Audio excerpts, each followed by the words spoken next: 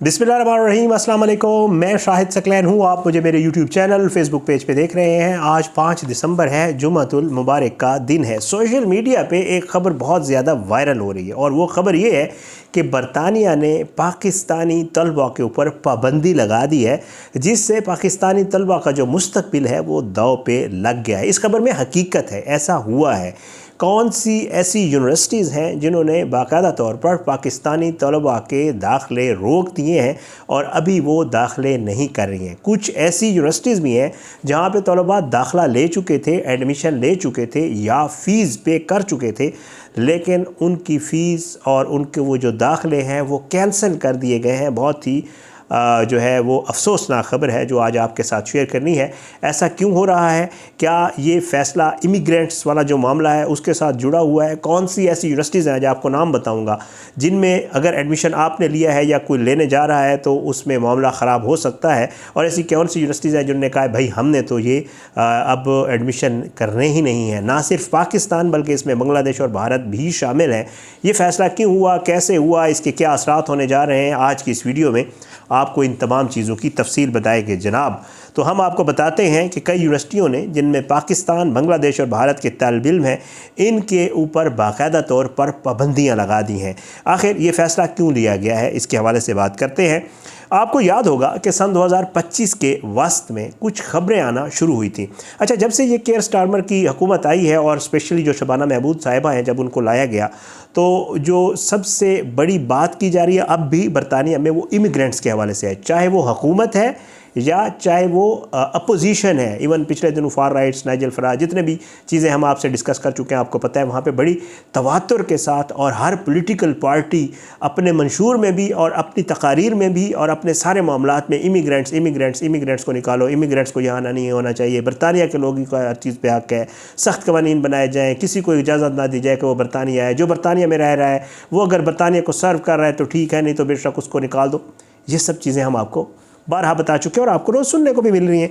लेकिन हुआ कुछ यूँ कि ये इस तरह की खबरें आना शुरू हो गई थी 2025 के वस्त में ही कि कुछ यूनिवर्सिटियाँ जो हैं बरतानिया की, वो पाकिस्तान और बांग्लादेश के तलबा की जो है वो दरख्वास्तें रिजेक्ट कर रही हैं, मंजूर नहीं कर रही हैं, और कुछ इदारों ने इसके ऊपर मुकम्मल तौर पर पाबंदी लगा दी थी। अच्छा, बरतानवी हुकूमत ने जो है, क्योंकि इसकी वजह ये थी, मैं आपको बताता हूँ कि बरतानी हुकूमत ने वीज़ाज़ में जो है जो उनके कवानीन थे वीज़ाज़ के हवाले से, उसमें तब्दीलियाँ की थी। तो ज़ाहिर है अगर वीज़ा कवानीन में तब्दीलियाँ की गई तो उसमें स्टूडेंट्स भी उसमें आ जाते हैं।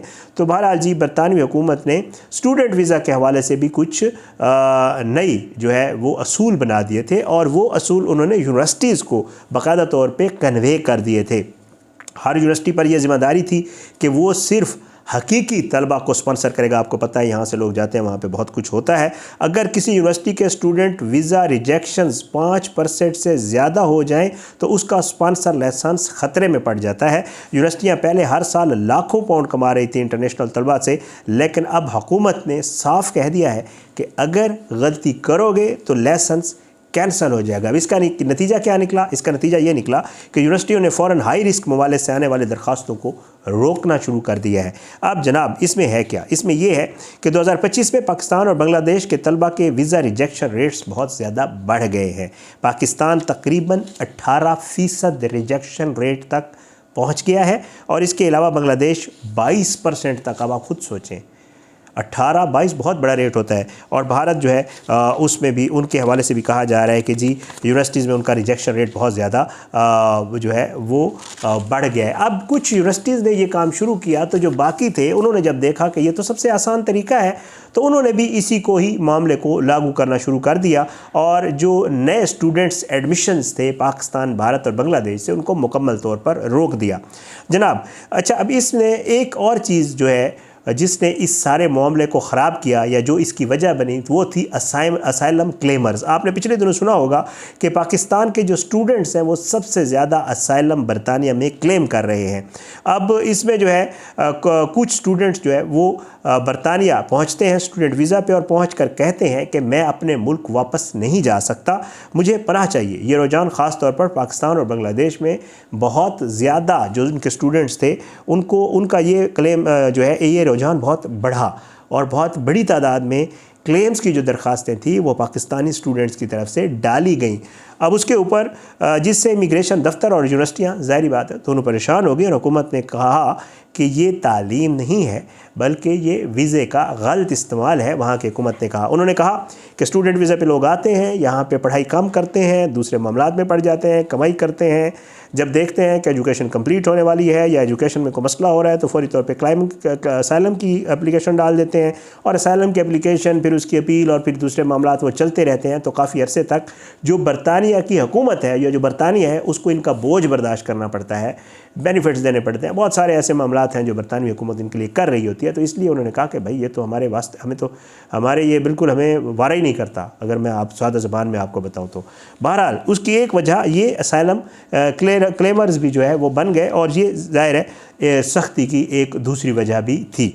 अच्छा, अब उसके अलावा एक और वजह भी आपको बता देता हूँ जनाब, वो ये है कि जो बड़ी यूनिवर्सिटीज़ थी बरतानिया में वो रिक्रूटमेंट्स एजेंट्स का इस्तेमाल करती थी। एजेंट्स अपने कुछ नामज़द कर देती थी और उनको कहती थी कि आप हमारे लिए तलबा के एडमिशन करें। हमारे ममालिक में भी दूसरे ममालिक में भी यही हो रहा था।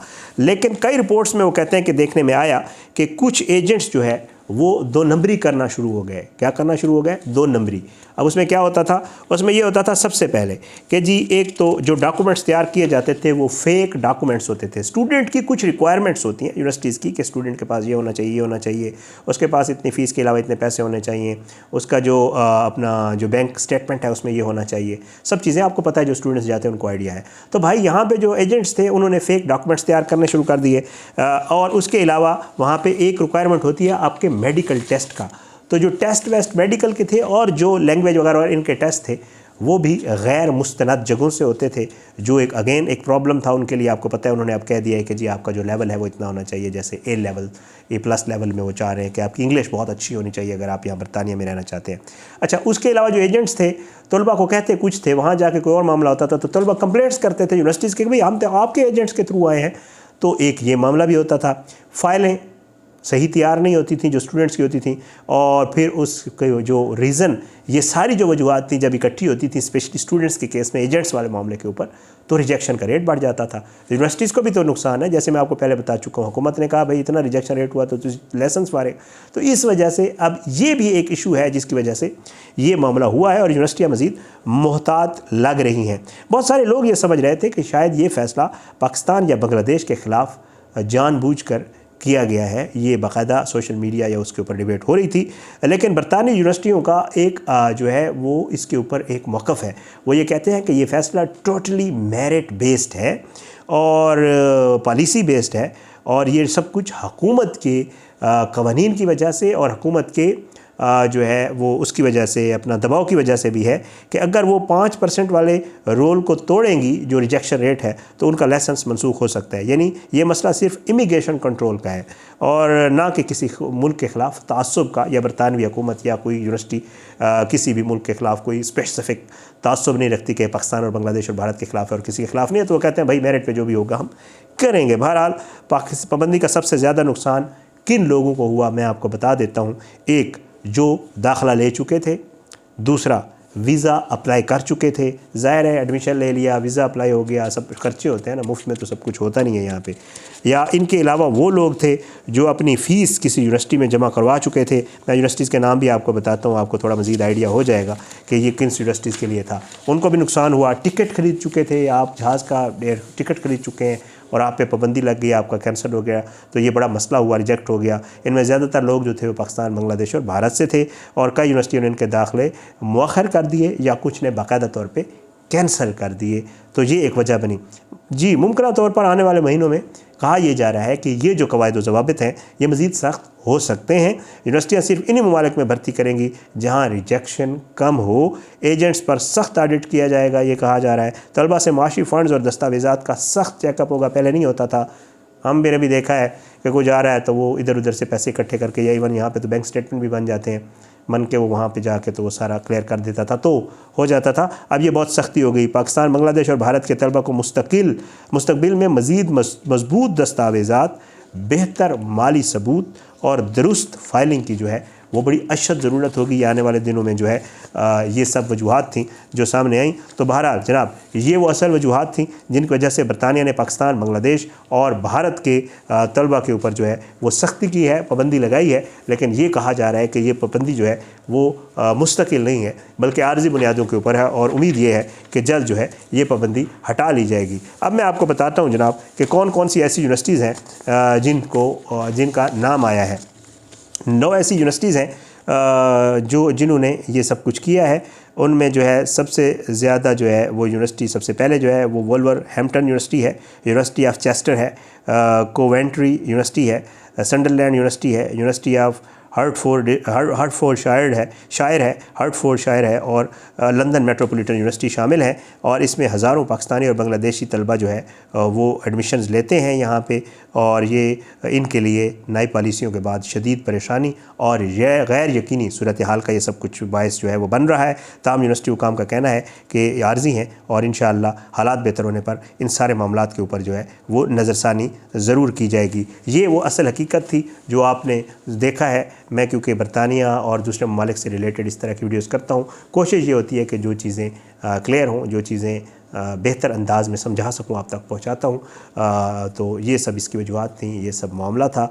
अगली वीडियो तक के लिए इजाज़त दें। अगर आप चाहते हैं कि मज़ीद इस तरह के मामलात के ऊपर मेरी बात आपसे हो तो मुझे ज़रूर बताया करें। मैं आपका फ़ीडबैक मेरे लिए बड़ा मैटर करता है और मेरी कोशिश होती है कि मैं उसके मुताबिक अपने मामलात को मज़ीद बेहतर करने की कोशिश भी करता हूँ, जो कि होना भी चाहिए। इजाज़त दें, इंशाअल्लाह अगली वीडियो में मुलाकात ज़रूर होगी, लेकिन बशर्ते ज़िंदगी अपनी दुआ में याद रखिएगा। अल्लाह हम सब का हामी नासिर हो, अल्लाह हमारे मुल्क का हामी नासिर हो, इसके खिलाफ साजिशें करने वालों को नस्ल-नाबूद करे, ज़ालिमों को इबरत का निशान बनाए, मज़लूमों को इंसाफ मिले। अगली वीडियो तक के लिए मुझे इजाज़त दें। पाकिस्तान जिंदाबाद।